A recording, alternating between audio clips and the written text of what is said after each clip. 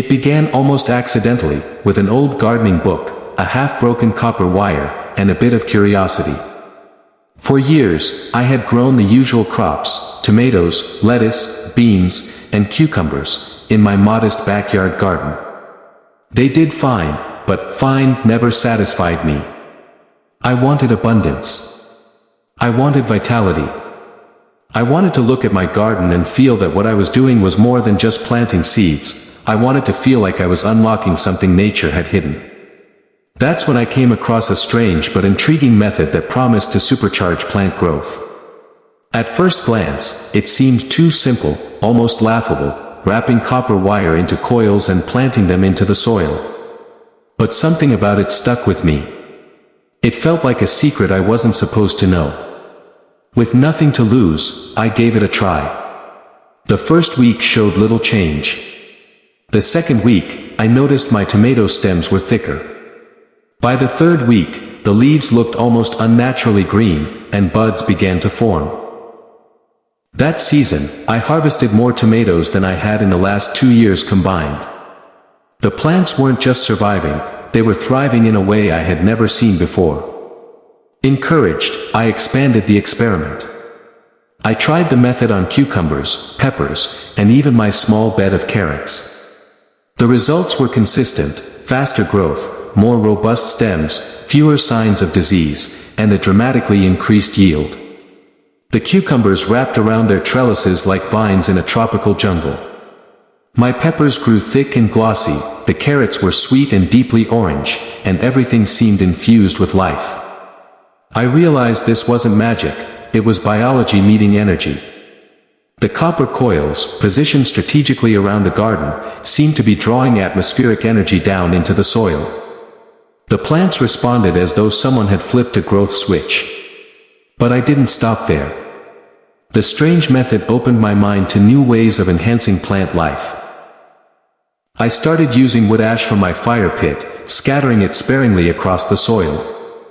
It provided calcium and potassium, both vital for plant development, and kept slugs and some pests at bay. My cabbages grew tighter and larger, with vibrant leaves that shimmered under the sun. Then came aquarium water. A neighbor gave me a tip: instead of throwing away the dirty water from his freshwater tank, he used it to water his indoor plants. Intrigued, I siphoned water from my own tank and gave it to my lettuce bed. Within days, the leaves doubled in size and glowed with health. The water, it turns out, is full of beneficial bacteria and trace nutrients, a natural fertilizer that plants adore. Next, I experimented with a no-dig approach to soil management. Instead of tilling, I began layering organic matter, compost, shredded leaves, grass clippings, directly onto the beds. This method mimics the forest floor, rich with decomposing matter. Worms moved in by the dozens, and the soil came alive. My spinach loved it.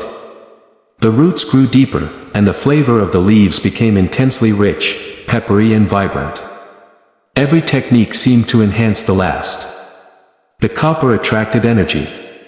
The ash enriched the soil. The aquarium water nourished the roots.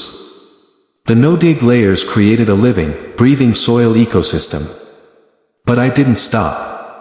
I wanted to push the limits. That's when I stumbled upon the concept of activating water with energy.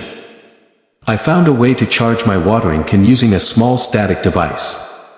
It was an experimental setup, admittedly crude, but the results were striking. Plants watered with this treated water germinated faster, stood taller, and looked visibly stronger within just a few days. One evening, I planted 2 sets of beans side by side. The only difference: one group received the charged water, the other did not. Within 10 days, the difference was undeniable. The charged group had grown nearly twice as tall, with thicker stems and more developed leaves. I repeated the test with lettuce and basil. Same outcome. It was no fluke. I then introduced magnetism into my gardening process. I placed small magnets near my seed trays during germination. This subtle exposure seemed to kickstart the seeds into action, as if they were waking up from a deeper sleep than usual. Germination rates increased, and the sprouts looked more vigorous. Now, every part of my garden is alive in a way it never was before. The lettuce beds are plush and overflowing. The tomato vines hang heavy with clusters of fruit. My zucchini plants spread their leaves like wings. My garden isn't just a place for growing food, it's a living, thriving system of energy, nourishment, and balance. The strange method I started with, the simple copper coil, was just the beginning.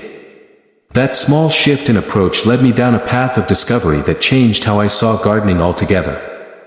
It's not just about sunlight, soil, and water.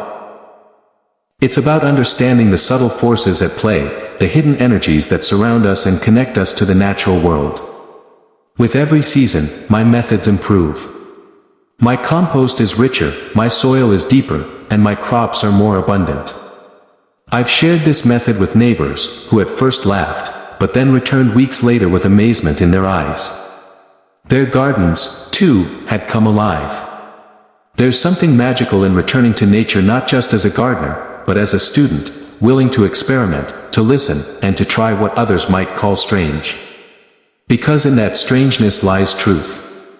My plants now grow 3 times faster than they used to, and the garden that once simply produced food now nourishes my soul.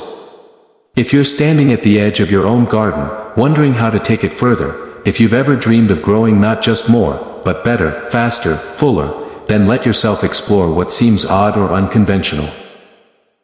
Sometimes, the key to abundance isn't buried deep in tradition, but hidden in the strange, waiting for someone curious enough to try.